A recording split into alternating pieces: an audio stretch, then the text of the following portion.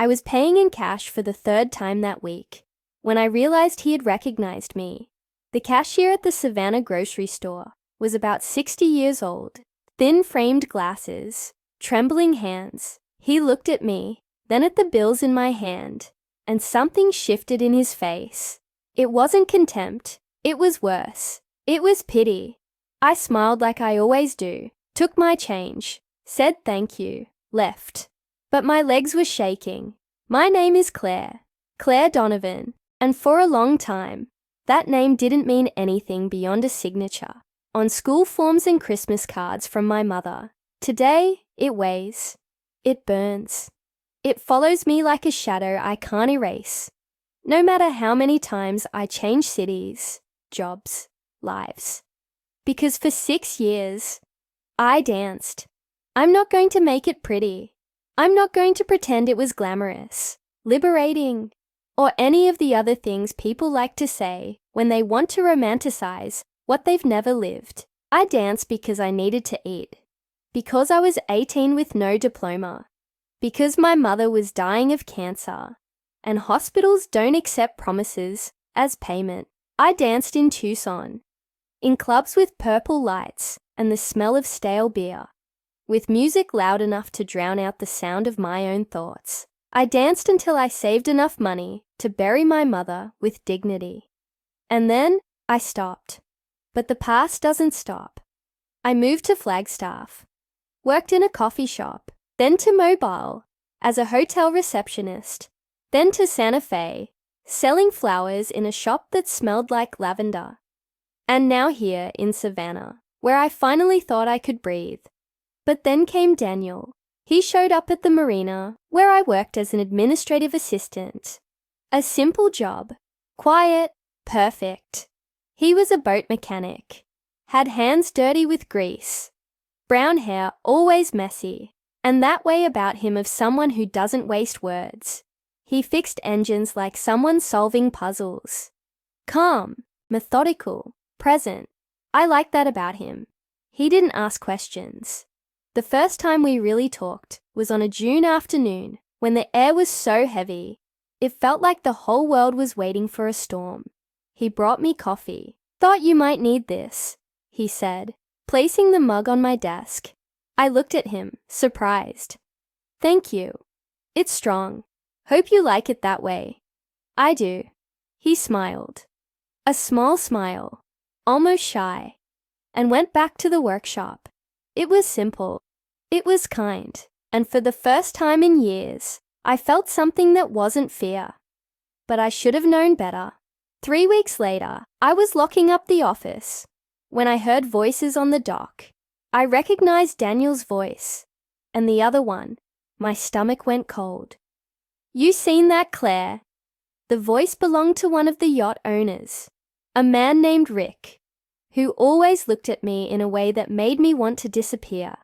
I swear I've seen her before. She works here, Rick. Daniel's voice was dry. No, man. Like before. Like in Tucson. Silence. I think she used to dance. You know, in one of those places. I stopped breathing. You sure? Daniel's voice sounded strange.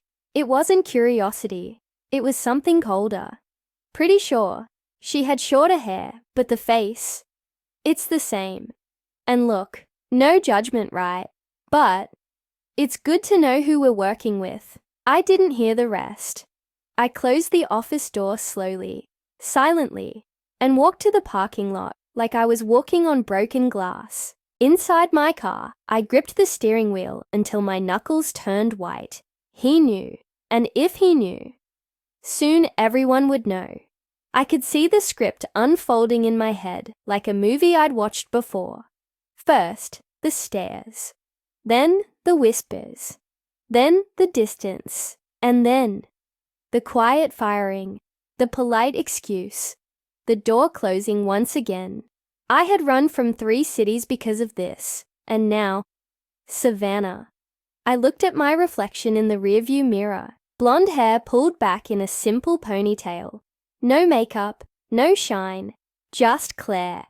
The Claire no one should recognize, but someone always recognizes.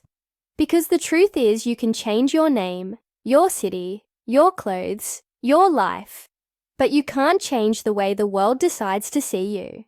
And that night, driving through the empty streets of Savannah, I realized I had reached my limit. I couldn't run anymore, but I also didn't know how to stay, so I did the only thing I knew how to do.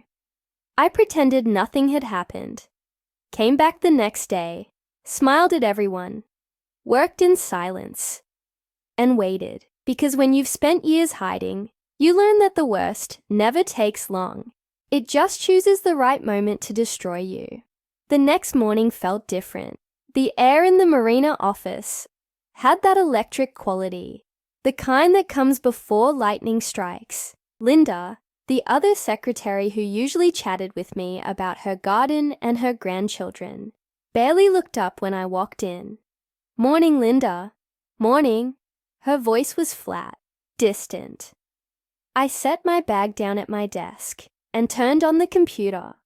My hands moved through the familiar routine, checking emails, organizing files, preparing invoices. But my mind was somewhere else entirely. How long did I have? A day? A week? How long before the whispers turned into confrontations? Before Tom called me into his office with that apologetic look that always preceded bad news? Around 10, Daniel walked past the office window. Our eyes met for just a second. He looked away first. That small gesture, that tiny moment of avoidance, hurt more than any words could have, because I had started to believe that maybe, just maybe, someone could see past the carefully constructed walls I'd built, that someone could know Claire, the real Claire, the one who loved old movies and took walks on the beach at sunrise, and still cried sometimes when she thought about her mother, without immediately trying to excavate the Claire from 8 years ago. But I was wrong. I was always wrong about that. At lunch, I sat alone at a picnic table near the water. The sandwich in my hands might as well have been cardboard. I watched the boats bobbing in their slips, heard the rigging clinking against masts, felt the salt air on my skin. This place had felt like home. Past tense. "Claire," I turned. Daniel stood a few feet away, hands in his pockets, looking uncomfortable. "Can I sit?" I wanted to say no. Wanted to tell him to leave me alone, that I didn't need his pity or his guilt or whatever it was that brought him here.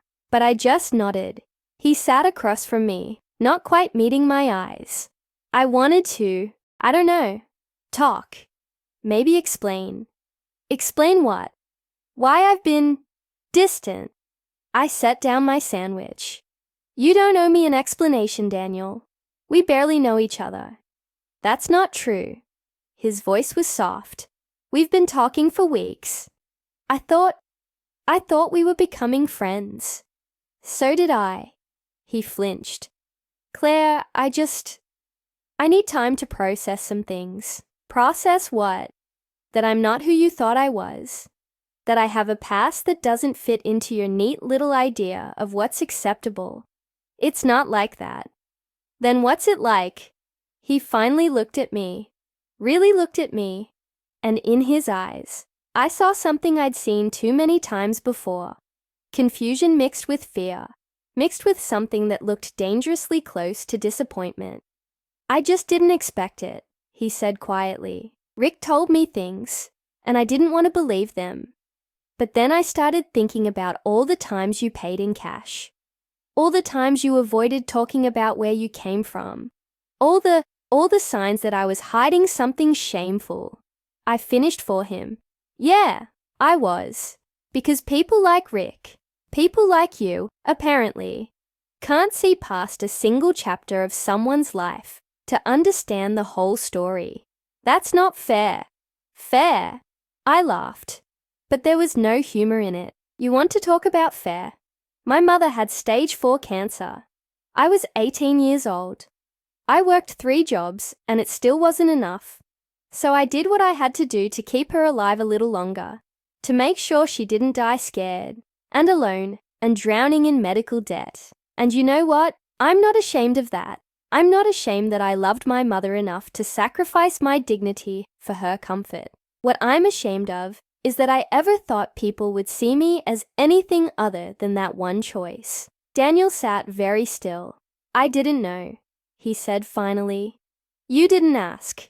I stood up, throwing away the sandwich I hadn't eaten. Claire, wait. But I was already walking away. Because I'd had this conversation before, in different cities, with different people. And it always ended the same way, with me alone. My mother used to say that every woman has a moment in life when she has to choose between dignity and survival. She said that 3 weeks before she died. We were in the hospital in Tucson, the one with yellow walls and the smell of disinfectant that never leaves your skin. She was so thin she looked made of paper. Her hands trembled when she held mine. Claire, you don't have to do this. I knew what she was talking about. She always knew. Mothers know. I have to, Mom. Not like this. Then how? She didn't answer. Because there was no answer. We both knew it. I was 18 years old with a high school diploma and a hospital bill that grew faster than any salary I could earn waiting tables or cleaning rooms. I tried everything. 2 jobs. 3 jobs. Sleeping 4 hours a night and waking up with my body aching. But it wasn't enough. It was never enough. It was a friend from school, Jenna, who told me about the club. She worked there. Said it was just dancing. Said the money was good. Said no one touched you. She lied about the last part. But I was already too desperate to care. At first, I thought I could separate it. That Claire, the real Claire, would stay somewhere safe inside me while someone else got on that stage. But it doesn't work that way. You can't split yourself in half and expect the part that stays hidden to remain whole. I danced for 6 years. I saved money for my mother's funeral, paid off the debts, saved enough to start over, and then I ran. But the thing about running is you never leave unscathed. You carry everything with you, the memories, the shame, the fear that someone, somewhere, someday, will recognize you. And now Daniel knew, or at least suspected. In the days that followed, he changed. Not obviously. Daniel wasn't the type to yell or confront, but he stopped bringing coffee, stopped smiling when he passed by, and when our eyes met, he looked away. That hurt more than any words could hurt, because I had started to like him, not in some dramatic or desperate way, just simple. He was safe. He was kind. He made me feel like I could be just Claire again. But now he knew, and Claire wasn't enough. On Thursday of that week, I was organizing papers in the office when Rick walked in. He wore that smile some men wear when they think you owe them something. Claire! I didn't look up. Hi, Rick. Can I talk to you for a minute? My stomach tightened. Sure. He closed the door. That's never a good sign. So, he crossed his arms, leaning against the wall. I was talking to some guys yesterday, and your name came up. I kept my voice steady. Oh yeah? Yeah, someone said they'd seen you before. In Tucson. You lived there. I did. How long ago? About 8 years. He nodded slowly, like he was putting together a puzzle. What did you do for work there? Several jobs. Coffee shop. Reception. Nothing else. I finally looked at him. What do you want to know, Rick? He smiled. But it wasn't a friendly smile. Just curious. Because people are saying you, well, danced at a club. The silence hung like lead. And if I did? He raised his hands in a false gesture of innocence. Hey, no judgment. I just think people have a right to know, you know. Especially if they're going to work alongside you. Like, it's a matter of trust. Trust. As if my past had anything to do with how I filed documents or answered phones. Rick, what I did 8 years ago has nothing to do with my work here. Maybe not, but it's delicate, you know? The marina has a reputation. The clients are family people. If they find out what? My voice came out louder than I intended. That I worked hard to pay my sick mother's bills. That I did what I needed to do to survive. He shrugged. Look, I just think you should consider whether this is the right place for you. And then he left. I stood there, alone, with my hands shaking, quiet firing. I knew this script. That night, I drove to the beach. Savannah has an ocean that seems made of memories. Gray, heavy, infinite. I sat on the cold sand and let the waves wash over my feet. I thought about my mother. I thought about all the times I'd started over. I thought about Daniel and the way he looked away now. And I realized I was tired. Tired of running, tired of hiding, tired of carrying shame that wasn't mine to carry. But the world doesn't care how tired you are. It just waits for you to fall. And I was about to fall again. The beach was nearly empty that evening. Just me and an elderly couple walking their dog in the distance. Their silhouettes dark against the fading light. The wind carried the scent of salt and seaweed. And somewhere far out on the water, a boat horn sounded, low and mournful, like the ocean itself was crying. I pulled my knees to my chest and wrapped my arms around them. My mother had loved the ocean. When I was little, before the cancer, before everything fell apart, we used to drive to the coast on weekends. She'd pack sandwiches and thermoses of sweet tea, and we'd spend hours collecting shells and building sandcastles that the tide would claim before sunset. The ocean always comes back, she told me once, no matter what you build, no matter what you try to keep. The ocean comes back and makes everything smooth again. At the time, I thought she was talking about nature. Now I understood she was talking about time, about how nothing, not shame, not pain, not even the worst decisions, could withstand the relentless push and pull of days and years. But I wasn't sure I believed her anymore, because some things don't get smoothed away. Some things just get buried deeper, waiting for the right moment to resurface and cut you all over again. My phone buzzed in my pocket. I pulled it out, expecting a spam call, or maybe a notification from some app I'd forgotten I'd downloaded. It was a text from a number I didn't recognize. We need to talk about your future at the marina. Please come to my office Monday at 9 a.m. Tom. There it was, the inevitable. I stared at the message until the screen went dark, my own hollow reflection staring back at me from the black glass. Monday, 9 a.m. A meeting about my future. Corporate speak for you're fired. But we're going to pretend it's a mutual decision. I wanted to throw the phone into the ocean. Wanted to scream. Wanted to drive to Tom's house right now and demand he tell me to my face what he was too cowardly to say over text. But instead, I just sat there, watching the waves, feeling the weight of 8 years pressing down on my chest like a stone. When I finally drove home, it was fully dark. My apartment, a small one-bedroom on the outskirts of town, felt more like a temporary shelter than a home. I'd learned not to unpack completely, not to put pictures on the walls, not to get comfortable, because comfortable meant vulnerable, and vulnerable meant you had further to fall when they inevitably pushed you. I made tea I didn't drink, turned on the TV to a show I didn't watch, sat on the couch in the flickering blue light, and felt the silence close around me like water. Somewhere in Tucson, there was a girl who thought she was making a temporary sacrifice, who thought 6 months, maybe a year, and then she'd be done. She'd have saved enough. She'd have buried her mother with dignity. She'd move on, and no one would ever have to know. That girl was so naive it almost made me want to cry. Because you never move on. You just move. And eventually, you run out of places to go.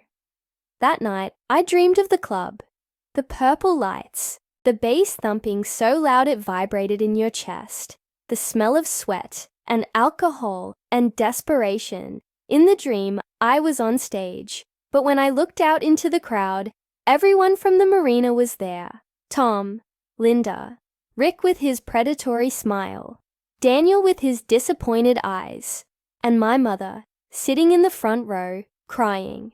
I woke up gasping, my shirt soaked with sweat. It was 4 a.m. I didn't go back to sleep. Monday morning arrived with the inevitability of a storm you've been watching build on the horizon for days. I got dressed carefully. A simple blouse, slacks, minimal jewelry, professional, respectable, all the things I'd worked so hard to become. All the things that apparently didn't matter. The drive to the marina felt surreal. Everything looked the same streets, the same buildings, the same Spanish moss hanging from the oak trees like nature's curtains. But something fundamental had shifted. I was no longer part of this world. I was just passing through it, counting down the minutes until it officially rejected me. When I pulled into the parking lot, I saw Daniel's truck. My heart did a stupid little jump before I remembered that he wasn't on my side anymore. No one was on my side. I walked into the building with my head up, my shoulders back. If they were going to fire me, I wasn't going to give them the satisfaction of seeing me crumble. Linda was at her desk. She glanced up when I entered, then quickly looked away. "Morning, Linda." "Morning." She didn't even pretend to smile. I went to my desk and set down my bag, checked my email even though I knew there wouldn't be anything important. Straightened papers that didn't need straightening. Watched the clock crawl toward 9. At 8:58, Tom's office door opened. "Claire, can you come in, please?" I stood, smoothed my shirt, walked across the office, with every eye pretending not to watch me. Tom's office smelled like coffee and old paper. He sat behind his desk. A man in his early 50s, with graying hair and glasses perched on his nose. He gestured to the chair across from him. "Have a seat." I sat. He folded his hands on the desk. "Claire, I'm going to be direct. We've received some concerns from clients and staff about your past." "What kind of concerns?" "Concerns about your professional conduct, about whether you're appropriate to represent the marina." I felt my blood heating. My professional conduct. Tom, I've never been late, never made a mistake, never been disrespectful to anyone. What exactly about my work is inappropriate? He adjusted his glasses. "It's not about your work here. It's about your reputation." "My reputation?" "Yes. Look, I understand that everyone has a past, but our clients have certain standards. And when stories start circulating, stories." I repeated the word slowly, letting it hang in the air. "You mean gossip. You're firing me because of gossip." "It's not a firing. It's a transition." "Transition to where?" He didn't answer. I stood. "So that's it. After a year of impeccable work, you're going to throw me away because someone found out I danced 8 years ago. Claire, please understand."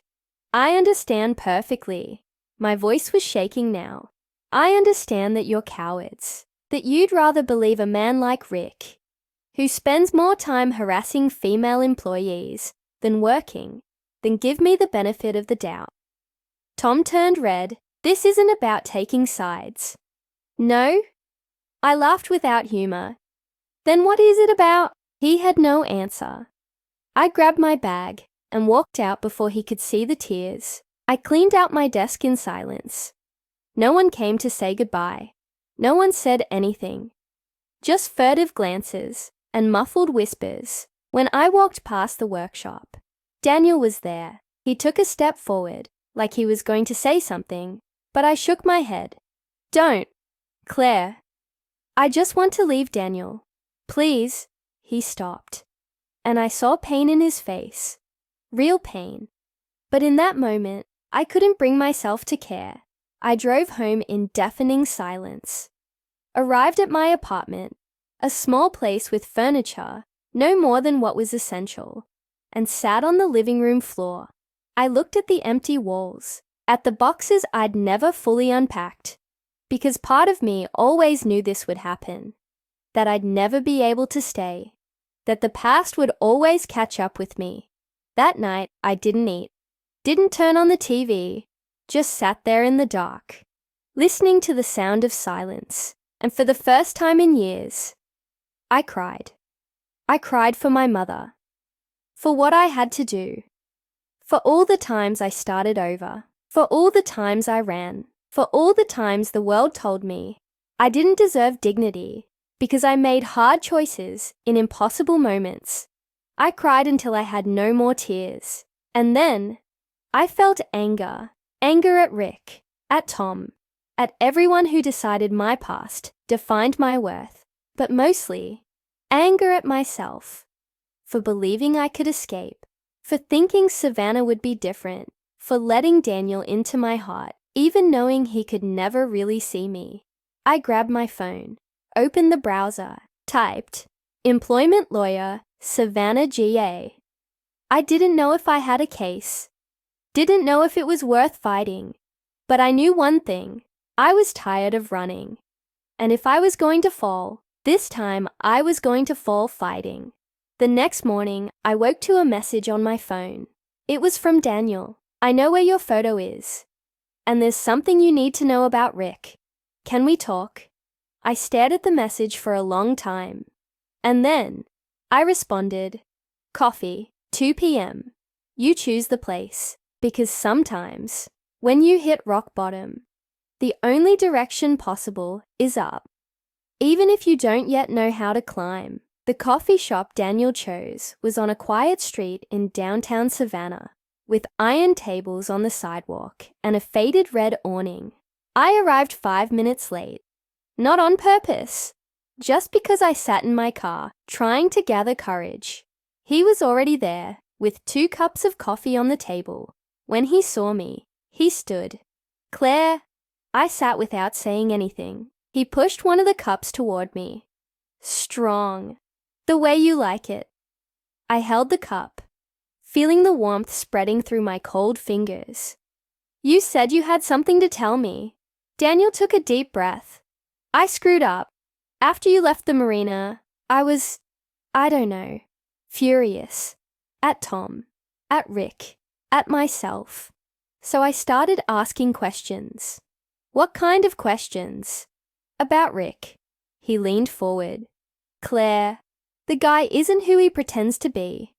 I frowned. "What do you mean?" "I talked to some guys who've worked at the marina longer, and I found out Rick has done this before. Not exactly the same thing, but he likes to discover secrets about people and use those secrets to feel powerful." My stomach tightened. "Keep going." 3 years ago, there was a woman who worked there, Samantha. She was divorced, had a young son. Rick found out she'd had problems with alcohol in the past. She'd been sober for years, but he spread it around the marina. She ended up leaving. I felt anger rising like bile, and no one did anything. Most people didn't even know. Rick is smart. He doesn't say things openly. He just plants seeds, makes other people do the dirty work. Why does he do it? Daniel shook his head. Power. Control. I don't know. Maybe he's just an asshole. I took a sip of coffee. It was bitter. Perfect. And my photo. You said you knew where it was. He hesitated. It was Rick. He took it from your desk. I saw him throwing it in the trash behind the workshop. Something inside me broke. He threw away my mother's photo. Daniel nodded. I recovered it. It's in my car. I was going to return it to you. I couldn't speak. I just sat there, holding the cup so tightly, my fingers ached. Claire, there's one more thing. I looked at him. I recorded a conversation with Rick.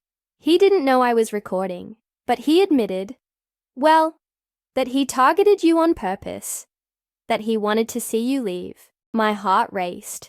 Why? Because you rejected him. I blinked. What? Last month? Remember when he invited you to dinner? I remembered. It had been awkward and uncomfortable, and I'd politely declined, saying I was busy. He took it as a personal offense. Daniel continued. And when he found out about your past, he saw an opportunity to destroy you. I felt nauseous. Let me show you. Daniel pulled out his phone and pressed play on an audio file. Rick's voice filled the air. Look, I just think there are people who shouldn't work in places like this. You know, the marina has a reputation to maintain. And when someone like Claire, with her past, thinks she can just show up and pretend she's respectable, that irritates me. Another voice, Daniel's, asked, But she does good work, doesn't she? That doesn't matter. There are standards, man. And she crossed a line a long time ago. I just accelerated the inevitable. The audio stopped. I sat in silence for a long moment, and then I laughed. It wasn't a happy laugh. It was a bitter laugh, loaded with years of frustration and anger and pain. He destroyed my life because of wounded ego. Daniel set the phone on the table. Claire, you can use this. You can sue him. Sue the marina. This is illegal retaliation. I looked at the phone, at the small device holding proof of everything, and for the first time in weeks, I felt hope. They finally felt a small light returning, but shadows were already forming around them. If you're hoping they hold on to that fragile moment of hope, show your support and give this story a like, so their strength doesn't fade. I need a lawyer. I already found one. Daniel pushed a card across the table.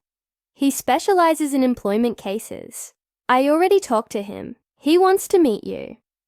I picked up the card. James Whitmore, employment attorney. Daniel, why are you doing this? He looked me in the eyes. Because I should have done it from the beginning. Because you didn't deserve any of this. And because I care about you, Claire. The silence hung between us. You care? Yes. His voice was firm now. And I should have shown that when it mattered. I was a coward. I let fear of other people's judgment stop me from doing the right thing, but not again. I felt something moving inside my chest, something I'd buried a long time ago. I don't know what to say.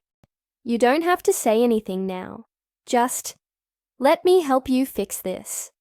I looked at the card, at the coffee, at the man in front of me, who was finally seeing me for real. Okay. 3 days later, I was sitting in James Whitmore's office. He was a man in his 50s, with perfectly groomed grey hair and a suit that looked expensive, but comfortable. He greeted me with a firm handshake and a smile that seemed genuine. Ms. Donovan, Daniel told me about your situation. I sat down. Did he tell you everything? He gave me the necessary context, but I'd like to hear directly from you. And so, I told him. I told him about Tucson, about my mother, about the 6 years dancing, about all the cities where I tried to start over, about Rick, about the quiet firing. He listened without interrupting. When I finished, he leaned back in his chair. Ms. Donovan, you have a strong case. What Rick did is illegal retaliation, and the marina, by firing you based on information about your personal life that has no relation to your professional performance, violated several employment laws. They'll fight, for sure. But we have the recording. And I suspect that if we start digging, we'll find more people like you, people Rick targeted, people the marina protected at the expense of employees. Something in his voice gave me courage. How long will this take? Months, maybe a year, but I think it's worth it. I took a deep breath. Then let's do it. He smiled. Good, let's get started. The following weeks were a blur of paperwork, depositions, and meetings. James worked tirelessly. He discovered that Samantha, the woman Daniel had mentioned, was willing to testify. And another woman too. And one more. Rick had a pattern, and the marina had ignored that pattern for years. Daniel stayed by my side through the whole process. He attended hearings, brought coffee when I was tired, reminded me to breathe when anxiety squeezed my chest. And slowly, something changed between us. It wasn't dramatic. It wasn't like the movies. It was just real. One evening, after a particularly difficult hearing, we went for a walk on the beach. The ocean was calm. The sky was full of stars. Claire, can I ask you a question? Sure. Do you regret it, what you did in Tucson? I thought about the question for a long time. No, I regret that it was my only option, but I don't regret doing what I needed to do to take care of my mother. He nodded. That makes you the bravest person I know. I looked at him, surprised. Really? Really? You did what was necessary. And instead of hiding from what it meant, you moved forward.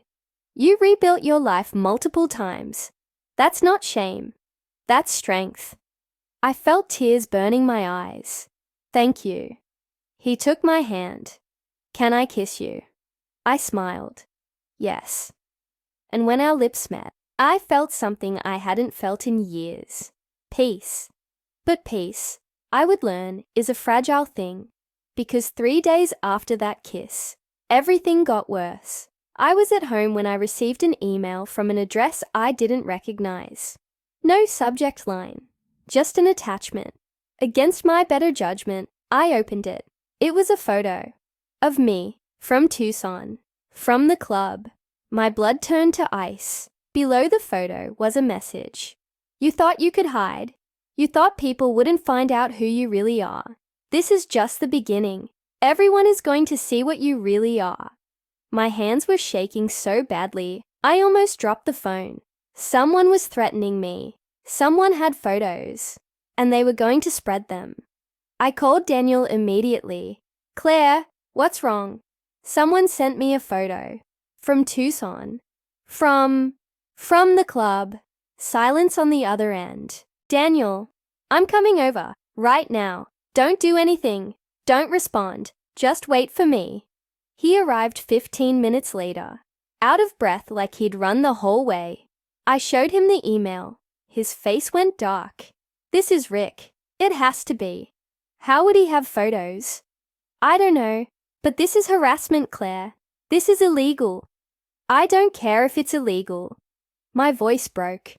If he sends these to people, if they get posted online, Daniel, my life is over. Not just here, everywhere. I'll never be able to work again. I'll never be able to...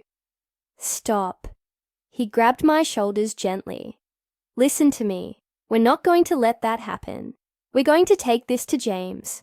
We're going to file a police report. We're going to make sure Rick pays for this. It won't matter. Once those photos are out there, it won't matter what happens to Rick. The damage will be done. He pulled me into his arms. I won't let him destroy you.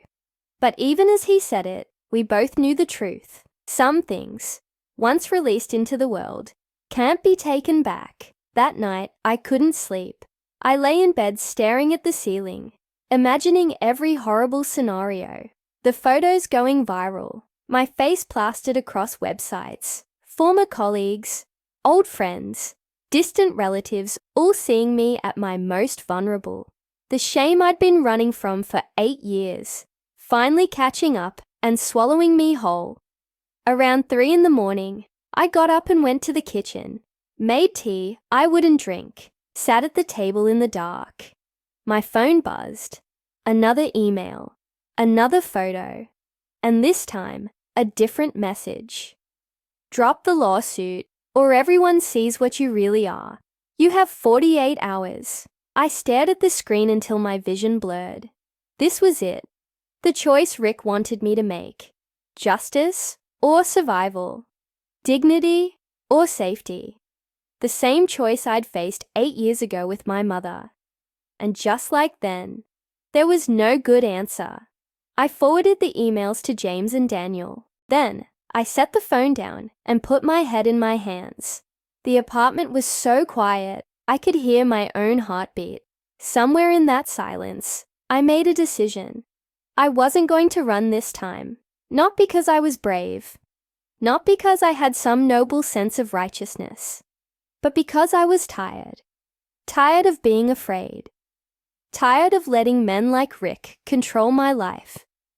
Tired of carrying shame for choices I made out of love and desperation. If Rick wanted to destroy me, he was going to have to do it while I was standing up. The next morning, I met with James and Daniel at the attorney's office. I brought my laptop with the threatening emails. James read them twice, his expression growing darker with each word. "This changes everything," he said finally. "This isn't just retaliation anymore. This is extortion. This is harassment. Claire, we need to go to the police immediately." "And say what? That someone has photos of me from a legal job I had 8 years ago. They won't care. They'll care about the threats. They'll care about the extortion. Will they care enough to stop him before he sends them?" James was quiet. "That's what I thought." Daniel leaned forward. "So what do we do?" I looked at both of them. "We call his bluff." Claire, think about it. If Rick had wanted to release those photos, he would have done it already. He's using them as leverage because he knows the lawsuit scares him. He knows he's going to lose, so he's trying to make me back down. "And if you're wrong?" James asked. "If he does release them," I swallowed hard, "then at least I'll know I didn't let him win." The silence in the room was heavy. Finally, James nodded slowly. "Okay, but we do this smart. We document everything. We file a police report. We get a restraining order. And we prepare for the possibility that this gets ugly. It's already ugly. It can get uglier." He wasn't wrong. That afternoon, we went to the Savannah Police Department, filed a report, showed them the emails, the threats, the photos Rick had sent. The officer, a woman in her 40s, with tired eyes and a kind smile, listened patiently. "Has he made any physical threats?" "No, but..." "Has he contacted you through any other means besides email?" "No, but..." "Has he shown up at your home or workplace?" "I don't have a workplace anymore. He got me fired." She sighed. "Ma'am, I understand this is distressing, but without a direct physical threat or evidence of stalking behavior, there's not much we can do. You can file for a restraining order, but given that these are electronic communications, and you can't prove it's him sending them, the email address is probably a burner account. We see this all the time. Look, my advice, block the sender. Change your passwords. And if he escalates, come back and we'll see what we can do." We left the station with nothing. No protection, no recourse. Just a case number that meant nothing. Daniel was furious. "That's it? That's all they can do?" "That's the system," I said quietly. "It's designed to help after something terrible happens, not before." We sat in his truck in the parking lot. The sun was setting, painting the sky in shades of orange and red that should have been beautiful, but just felt ominous. "I'm scared, Daniel." He took my hand. "I know. I don't know if I can do this." "You can, and you're not doing it alone." I wanted to believe him, wanted to believe that having someone on my side would be enough. But I'd learned the hard way that sometimes, no matter who's standing with you, you still have to face the monster alone. The 48 hours passed slowly. I barely slept, barely ate. Every time my phone buzzed, my heart jumped into my throat, but no more emails came. No photos were posted. Nothing happened. On the third day, James called. "Claire, we got something." "What?" "Rick made a mistake. The IP address from one of the emails traces back to his home internet connection. He must have gotten sloppy, thought he was covering his tracks better than he was." My heart started racing. So we can prove it was him? We can prove the email came from his network. It's not perfect, but combined with everything else, the pattern of behavior, the timeline, the motive, it's enough to strengthen our case significantly. What does that mean? It means I'm filing an emergency motion for a restraining order. And I'm adding criminal harassment charges to our complaint. Claire, we're not just going after him civilly anymore. We're going to make sure he faces real consequences. For the first time in days, I felt something other than fear. I felt hope, but hope, I was learning, was dangerous. Because 2 hours after that call, my phone rang. Unknown number. I almost didn't answer, but something made me pick up. Hello. Claire Donovan. The voice was male, professional, unfamiliar. Who is this? My name is Detective Martinez, with the Savannah Police Department. I'm calling about the report you filed regarding electronic harassment. My pulse quickened. Yes? We've reviewed the information you provided, and I'd like to talk to you about moving forward with an investigation. Would you be available to come to the station tomorrow morning? You're investigating. Yes, ma'am. What you described falls under Georgia's cyberstalking and harassment laws. We take these cases seriously. I felt tears stinging my eyes. Thank you. Yes, I'll be there. What time? 9 a.m. Ask for me at the front desk. When I hung up, I just stood there in my kitchen, phone in hand, hardly daring to believe it. The system was working. Someone was listening. Maybe, just maybe, I wasn't as alone as I thought. That night, Daniel came over. Brought takeout I actually had an appetite for. We sat on my couch eating Chinese food and watching a movie neither of us paid attention to. You okay? He asked. I don't know, I think so. Maybe. He smiled. That's progress. Is it? Yeah. A week ago, you weren't sleeping, weren't eating, were convinced your life was over. Now you're at least considering the possibility that it might not be. I leaned my head on his shoulder. When did you get so wise? I'm not wise. I just care about you. Why? He was quiet for a moment. You want the real answer. Always. Because you're the strongest person I've ever met. Because you've been through hell and you're still standing. Because you made impossible choices and you refuse to apologize for surviving. Because when I look at you, I don't see someone who danced in a club 8 years ago. I see someone who loved her mother so much. She was willing to sacrifice everything. And that's beautiful, Claire. I turned to look at him. Really look at him. I'm falling in love with you, I whispered. He smiled. I'm already there. And when he kissed me this time, it felt different. It felt like coming home. The meeting with Detective Martinez changed everything. He was a man in his late 30s, Hispanic, with sharp eyes and a no-nonsense demeanor. He listened to my story without interruption, took notes, asked specific questions, and then he told me something I never expected to hear. Ms. Donovan, you're not Rick's first victim. I felt the air leave my lungs. What? We've been building a case against him for months. Different circumstances, but similar pattern. He targeted another woman, younger, worked at a restaurant he frequented. When she rejected his advances, he found personal information about her and used it to get her fired. Why didn't she come forward? She did. But without physical evidence, it was her word against his. The restaurant sided with him. He was a regular customer, spent a lot of money. She was just a server. So what's different now? He leaned forward. Your attorney. The recording Daniel made, the IP trace on those emails, and the fact that we now have 2 women willing to testify about Rick's pattern of behavior. Claire, you might have just given us what we need to finally stop him. I sat very still, processing this. What happens now? Now we get a warrant. We search his computer, his phone, his home.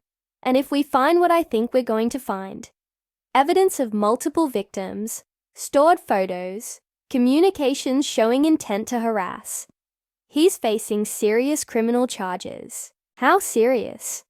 Cyberstalking, harassment, extortion, potentially revenge porn charges. If he distributed any images without consent, we're talking years in prison, not months. The word prison hung in the air. Rick, the man who destroyed my life, who'd weaponized my past, who'd threatened to humiliate me publicly, might actually face real consequences. When? I asked. We move fast on cases like this. Evidence can be deleted, devices can be destroyed. I'd say within the week, I left the police station feeling like I was floating.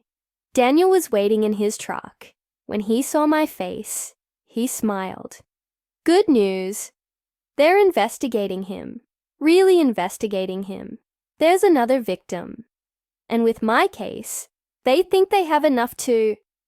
I couldn't finish the sentence because I started crying. Not sad tears, relief tears. Daniel pulled me into his arms and let me sob into his chest. It's going to be okay, he whispered. It's finally going to be okay. 4 days later, the warrant was executed. James called me with the news. They found everything, Claire. Hundreds of photos of women, files with personal information, email drafts with threats he never sent, and evidence that he'd been stalking multiple women over several years. How many? At least 7 that they've identified so far. You, Samantha from the marina, the restaurant server, and 4 others. 7 women. 7 lives he tried to destroy. What happens to him? He was arrested this morning. He's being charged with multiple counts of cyberstalking, harassment, and attempted extortion. The prosecutor is also looking at additional charges related to the other victims. Claire, he's looking at serious prison time. I should have felt triumphant, but instead, I just felt tired. Tired and sad for all the women who'd been too afraid to come forward. Tired thinking about how many years he'd gotten away with this. Sad that it took 7 victims and a lucky break with an IP address for anyone to take him seriously. Claire, you there? Yeah, sorry, I'm just processing. I understand, but there's something else you should know. What? The marina wants to settle. My heart jumped. Settle. Tom called me this morning. With Rick's arrest making news, they're terrified of the publicity. They want to settle your wrongful termination case immediately, and they're offering a significant amount. How significant? He named a number that made my head spin. They're also willing to issue a public apology, implement new harassment policies, and provide references for your future employment. Claire, this is everything we wanted. I sat down on my couch, phone pressed to my ear, trying to make sense of it all. So I won. You won. The truth finally rose above the fear, and justice spoke louder than silence. If this moment gave you chills and reminded you of the power of quiet strength, subscribe now so you never miss another story that heals the heart. But winning didn't feel the way I thought it would. It didn't feel like vindication or triumph or closure. It felt like exhaustion and relief, and the strange, hollow sensation of having fought so hard for something that you'd almost forgotten what you were fighting for. That evening, Daniel came over. He brought champagne and that enormous smile of his. We're celebrating. Are we? Hell yes, we are. Claire, you did it. You stood up to him. You didn't back down, and you won. I looked at the champagne bottle. I don't feel like I won. He set the bottle down and sat next to me on the couch. What do you feel? Empty, sad, relieved, angry, all of it at once. That's normal. Is it? Yeah. You've been carrying this weight for so long, and now it's gone. But where the weight was, there's just space. And you don't know what to put there yet. I leaned against him. When did you get so smart? I told you. I'm not smart. I just pay attention. We sat in silence for a while. There's something I need to tell you, I said finally. Okay. When this all started, when Rick first threatened me, I was ready to run again.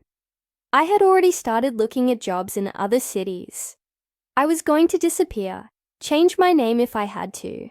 Just vanish. What stopped you? You. The recording you made, James, Detective Martinez.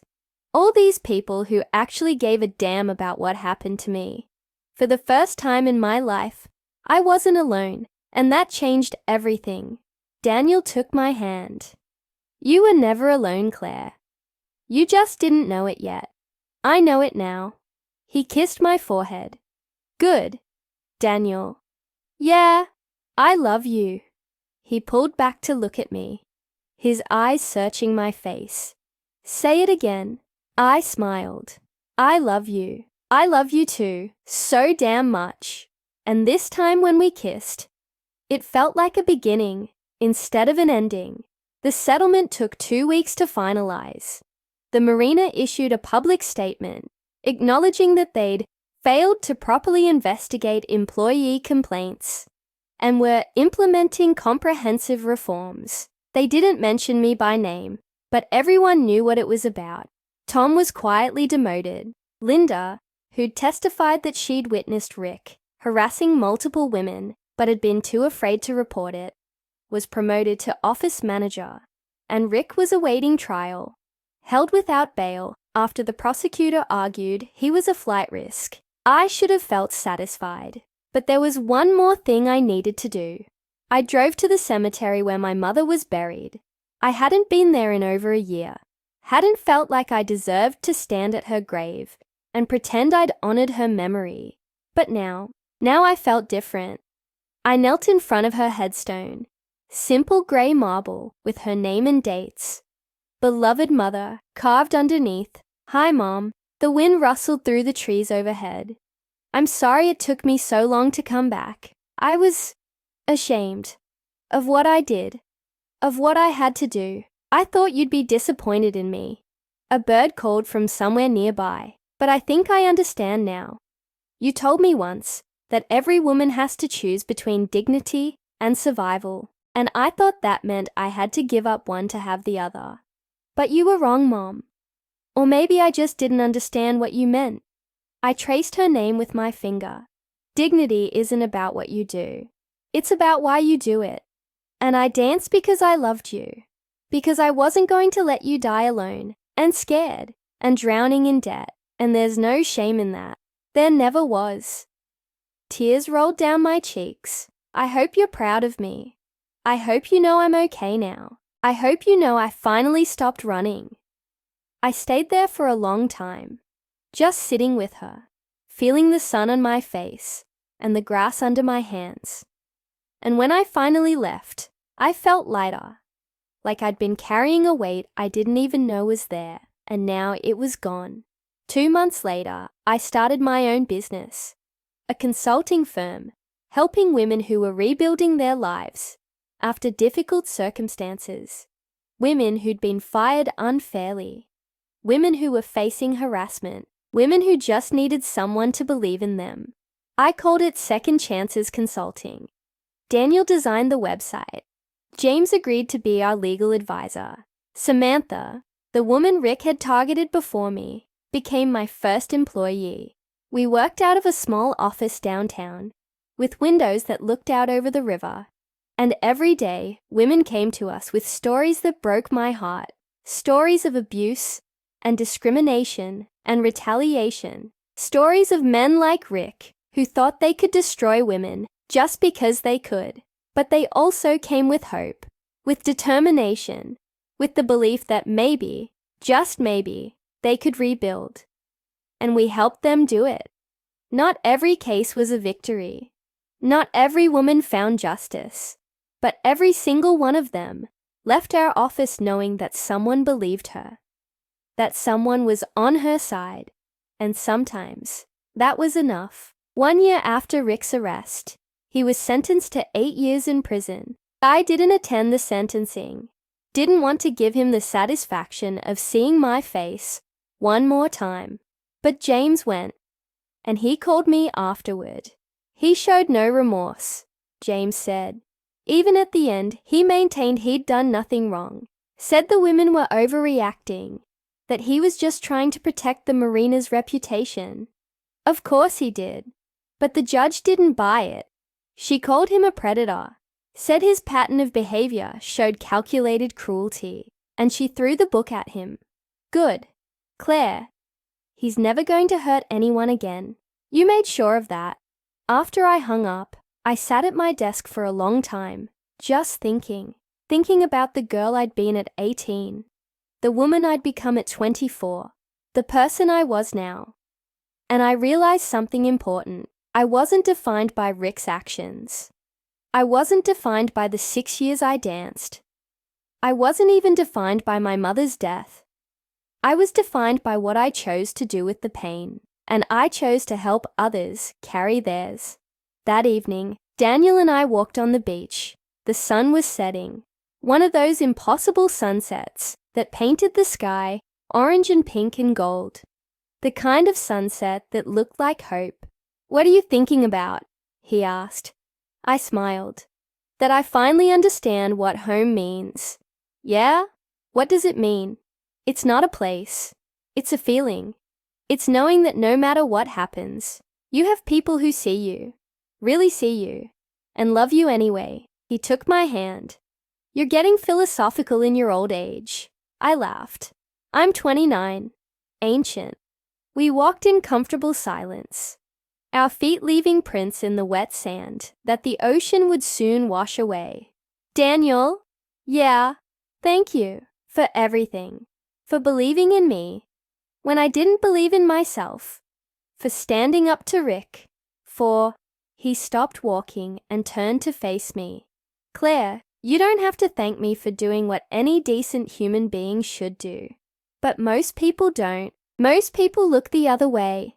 Most people decide it's easier to believe the lies than to fight for the truth. Then most people are cowards. I reached up and touched his face. I love you. I love you too. And as we stood there on that beach, with the sun disappearing into the ocean and the waves washing away our footprints, I felt something I hadn't felt in years. Peace. Not the kind of peace that comes from forgetting, the kind that comes from remembering and choosing to move forward anyway. 3 years later, I'm standing in front of a room full of women. They're all ages, all backgrounds. Some are young, barely out of their teens. Some are older, with grey hair and tired eyes. But they all have one thing in common. They're survivors. My name is Claire, I say, and I'm going to tell you a story. I tell them about Tucson, about my mother, about the 6 years I danced. I tell them about running, about hiding, about the shame that followed me like a shadow. I tell them about Rick, about the threats, about the moment I decided to stop running. And I tell them about winning, not just the lawsuit, not just the settlement, but the much harder victory of learning to forgive myself. When I finish, the room is silent, and then one woman, young, maybe 22, raises her hand. How did you do it? She asks. How did you stop being afraid? I think about the question for a long moment. I didn't, I say finally. I'm still afraid sometimes. Afraid that someone will recognize me. Afraid that my past will come back to haunt me. Afraid that I'm not good enough, strong enough, worthy enough. Then how do you keep going? Because fear doesn't get to decide my worth. And neither does anyone else. The only person who gets to define who I am is me. The woman nods slowly, and I see something shift in her eyes. Hope. That night, I drive home to the house Daniel and I bought last year. It's small but perfect.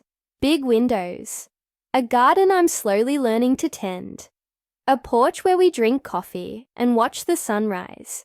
Daniel is already home, cooking dinner. The smell of garlic and tomatoes fills the kitchen. How was the workshop? He asks.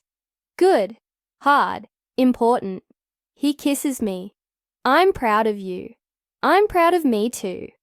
After dinner, we sit on the porch. The air is warm. Somewhere nearby, crickets are singing. I've been thinking, Daniel says, about us, the future, all of it. My heart does a little jump, and he reaches into his pocket and pulls out a small box. Claire Donovan, you are the bravest, strongest, most beautiful person I've ever known. And I want to spend the rest of my life proving to you that you deserve every good thing this world has to offer. Will you marry me? I look at the ring, look at him, look at the life we've built together, and I think about the girl I used to be, the one who thought she had to hide, the one who thought she didn't deserve love, the one who thought her past would always define her future. And I realize that girl is still here. She's part of me, but she's not all of me.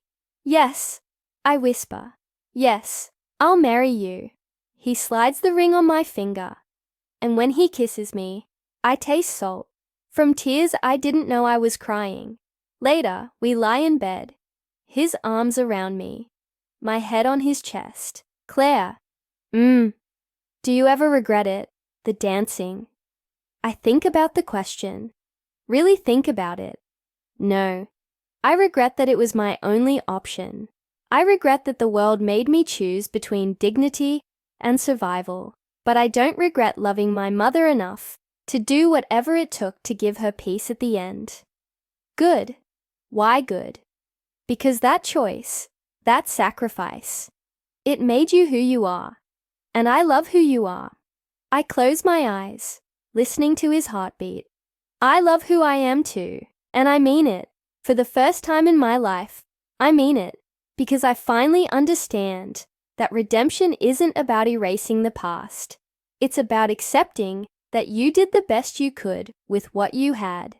It's about understanding that survival isn't shame. It's about finding peace, not in forgetting, but in remembering and choosing every single day to be kind to yourself, to see yourself the way the people who love you see you, to know that you are more than your worst moment. You are more than what they made you do. You are more than the whispers. You are you, and that is more than enough. The next morning, I wake to sunlight streaming through the windows. Daniel is already up, making coffee in the kitchen.